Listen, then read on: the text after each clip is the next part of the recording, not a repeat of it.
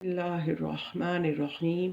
आज 13 रजब के हवाले से एक ऐसी खूबसूरत रिवायत आपकी समाअतों के लिए तोहफ़तन पेश कर रही हूँ कि इस रिवायत के सुनने के बाद मौला कायनात की मारिफत से हमारे अज़हान, हमारे क़ुलूब मज़ीद मुनव्वर तर होते चले जाएंगे। और ये खूबसूरत रिवायत जो है मोहम्मद बाक़िर दहशती बहबहाई नजफ़ी अपनी किताब दमतुस्साकिबा की पहली जिल्द में बयान करते हैं।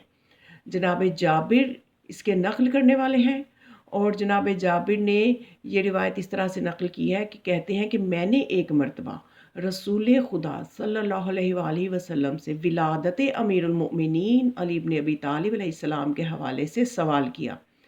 तो रसूल खुदा सल्लल्लाहु अलैहि वसल्लम ने इसके जवाब में जनाब जाबिर के जवाब में एक तवील हालात आपने पेश फरमाए, तवील हालात आपने बयान फरमाए। तो इस वक्त मैं उसमें से जो 13 रजब के हवाले से जो रिवायत का हिस्सा है सिर्फ वो आपके सामने बयान करूँगी ताकि तवालत से बच सके।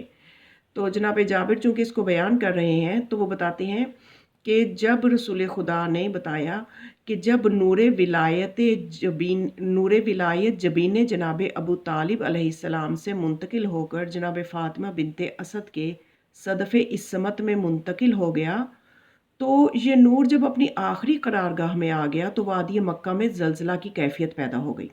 तमाम अहले मक्का अपने घरों से बाहर निकल आए। पहले तो गलियों में अपने बुतों को पुकारते रहे, उसके बाद खाना काबा में आए, वहाँ बुतों से मदद तलब करते रहे, लेकिन ज़लज़ला नहीं रुक रहा था। फिर उन्होंने मिल के मशवरा किया कि बुतों को उठाकर कोहे अबू कुबैस पे जाके रख आते हैं। और फिर उन्होंने वहाँ पे जाके जब उन बुतों को रखा तो वो वहाँ भी खड़े नहीं हो रहे थे, अपने कदमों पे बुत अपने कदमों पे खड़े नहीं हो रहे थे, किसी सहारे के साथ भी वो खड़े नहीं हो रहे थे, बल्कि ऊंधे मुंह ज़मीन पे गिर जाते थे। तो जनाब अबू तालिब अलैहिस्सलाम कोहे अबू क़बैस पर गए और उनसे फरमाया कि आज बुत शिकन अपने तवील सफ़र की आखिरी मंजिल पर पहुंच गया है और इस वक्त ज़हूर करीब से करीब तर हो रहा है। बुत आज ही से खाइफ हैं, ये बेचारे कुछ नहीं कर सकेंगे। अगर ए लोगो तुमने ज़लज़ले को रोकना है तो मेरी बात मानो, जिस तरह मैं कहूँ वैसे कहते जाओ तो ज़लज़ला रुक जाएगा। तो तमाम लोग कहने लगे कि अबू तालिब आप देर ना करें, हमें जल्दी से बताइए, हमारा बुरा हाल हो रहा है कि आखिर हम क्या कहें। तो जनाब अबू तालिब अलैहिस्सलाम ने फरमाया यूँ कहो, इलाही व सैयदी अस्अलुका बिल मुहम्मदियतिल महमूदा अल अलवियतिल अलिया व बिल फातिमियतिल बैज़ा कि अल्लाह मैं तुझसे मोहम्मदियत महमूद अलवियत आलिया और रोशन जबीन फ़ातिमा के नाम पर सवाल करता हूँ कि तमाम अहले तहामा पर रहम फरमा। तो जो ही जनाब अबू तालिब की इक़्तिदा में लोगों ने ये दुआ मांगी तो ज़लज़ला रुक गया। बाद में जब भी कफ़ार को कोई मुश्किल पेश आती थी तो वो इन्हीं अस्मा को उन्होंने अपने पास रख लिया था लिख के, और उनकी मुसीबत इन अस्मा का विर्द करने से दूर हो जाया करती थी। तो यानी देखिए कि इसमें किस तरह से यानी जो पंजतन पाक अलैहिस्सलाम के अस्मा जो हैं इनका बरकत, इनका फैज़ सबके लिए आम है। इसमें ये नहीं है कि कोई मुसलमान नहीं है या काफिर है तो उसके लिए वो फैज़ नहीं ले सकता, ऐसा नहीं है। ये इन हस्तियों को बस पहचानने की ज़रूरत है। जिस यकीन के साथ वो कफ़ार उन अस्मा को लेते थे तो वो भी उन हस्तियों की बरकत से फैज़याब हो रहे थे, उनकी अस्मा की बरकत से।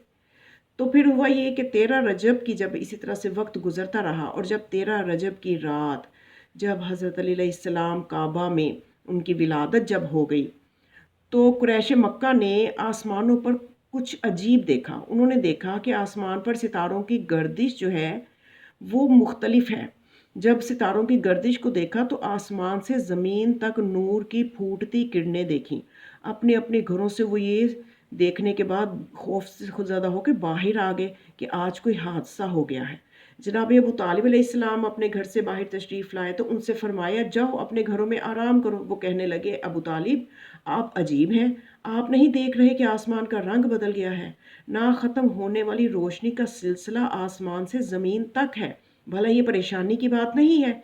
क्या इस वक्त किसी को आराम आएगा? तो जनाब अबू तालिब अलैहिस्सलाम ने फरमाया अगर तुम्हें मालूम होता तो तुम ऐसी बातें ना करते। वो कहने लगे तो लगता है आपको सब मालूम है। तो जनाब अबू तालिब अलैहिस्सलाम ने फरमाया अगर मुझे मालूम ना होता तो मैं भी तुम्हारी तरह परेशान हो रहा होता। جبکہ تم دیکھ رہے ہو کہ میں کتنا مطمئن ہوں۔ وہ کہنے لگے اگر ایسی بات ہے تو ہمیں بھی بتا دیں تاکہ ہم بھی آپ کی طرح مطمئن ہو جائیں۔ تو پھر اس وقت جناب ابو طالب علیہ السلام نے فرمایا کہ حجت خدا مکمل ہو گئی ہے، آج رات ولی خدا دنیا میں تشریف لے آیا ہے، اللہ نے اس میں تمام خصال خیر کو جمع کر دیا ہے، اور وہ خاتم الاوصیاء ہے، امام المتقین ہے، ناصر دین اللہ ہے، اور مشرکین کو جڑ سے اکھاڑنے والا ہے، اور وہ منافقین کا غیث ہے، عابدین کی زینت ہے، رسول رب العالمین کا وسیع ہے، امام ہدایت ہے، چراغ ظلمت ہے، اور شرک کو ختم کرنے والا ہے، شبہات کو فنا کرنے والا ہے، یہ نفس یقین اور دین کی بنیاد ہے۔ صبح تک آپ یہی کلمات دہراتے رہے، اور پھر معاملہ تفصیل کے ساتھ بیان فرماتے ہوئے آپ نے بتایا کہ 11 رجب کو جب جناب فاطمہ بنت اسد خانہ کعبہ میں آنے کے لیے گھر سے روانہ ہوئی تو صحن کعبہ میں آ کے دیکھا تو در کعبہ مقفل تھا۔ طواف کعبہ کیا بی بی نے اور دعا مانگی۔ دعا کیا مانگی کہ اے اللہ، میں تیری توحید اور اپنے جد امجد ابراہیم خلیل کی ملت اور اس مولود کی ولادت پر ایمان رکھتی ہوں، میرے معاملہ کو آسان فرما۔ اس دعا کو مانگنے ہی کی دیر تھی کہ دیوار کعبہ شک ہو گئی، بی بی فاطمہ بنت اسد اندر تشریف لے گئیں، 13 رجب تک کعبہ کے اندر رہیں۔ جناب فاطمہ بنت اسد ہی بتا سکتی ہیں کہ اندر کے حالات کیا ہوئے۔ تو پھر اس بی بی نے بتایا کہ جب وقت ولادت قریب ہوا تو میں پریشان ہوئی، کیونکہ در کعبہ جو تھا وہ مقفل تھا، اس پہ تالا لگا ہوا تھا، اور دیوار میں ہونے والا شگاف جو تھا وہ بھی ختم ہو گیا تھا، دیوار مل گئی تھی، دوبارہ دیوار بن چکی تھی، باہر نکلنے کی کوئی صورت نہ تھی کہ ایسے وقت میں ضرورت ہوتی ہے کہ خواتین مدد کے لیے موجود ہوں، تو کہتی ہیں کہ میں ذات احدیت سے مصروف مناجات ہوئی۔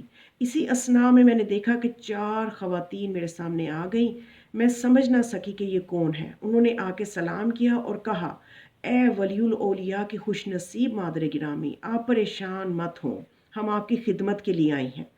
اور ان خواتین نے سفید ریشمی لباس پہن رکھے تھے اور ان کے جسموں سے مشک و عنبر سے بھی بڑھ کر مہک آ رہی تھی۔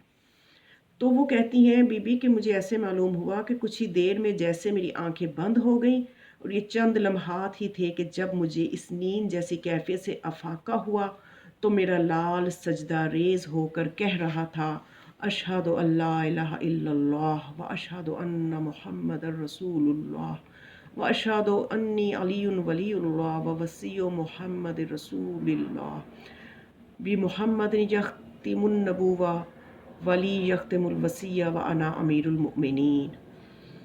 میں اللہ کے معبود واحد ہونے اور محمد کے رسول برحق ہونے کی گواہی کے ساتھ یہ بھی گواہی دیتا ہوں کہ میں علی ولی خدا اور وصی مصطفیٰ ہوں، محمد پر نبوت کا خاتمہ اور مجھ پر وصایت کا خاتمہ ہوگا، اور میں امیر المؤمنین ہوں۔ تو یہ مولا کی ولادت کا وہ احوال ہے کہ جو میں نے رسول خدا صلی اللہ علیہ وآلہ وسلم کی طویل روایت میں سے صرف کچھ حصہ آپ کے سامنے بیان کیا ہے۔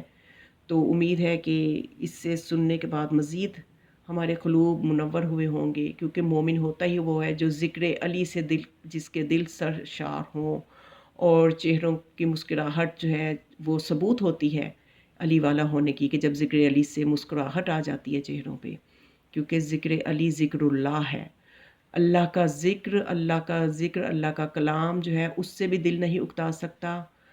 قرآن اللہ کا کلام ہے، جتنا بھی پڑھ لے، جتنا بھی سن لے، کبھی دل نہیں اکتائے گا۔ اسی طرح سے جیسے کلام قرآن مجید کلام اللہ ہے، تو علی کا ذکر ذکر اللہ ہے، علی کے ذکر سے بھی کبھی دل نہیں اکتاتا۔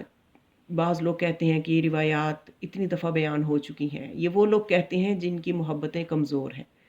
جن کی محبتیں کمزور نہیں ہیں وہ بار بار سننا چاہتے ہیں، چاہے ایک روایت ہی انہیں بے شمار مرتبہ بھی سنا دی جائے، وہ اتنا ہی لطف لیتے ہیں کہ جیسے آج پہلی دفعہ سنی ہو۔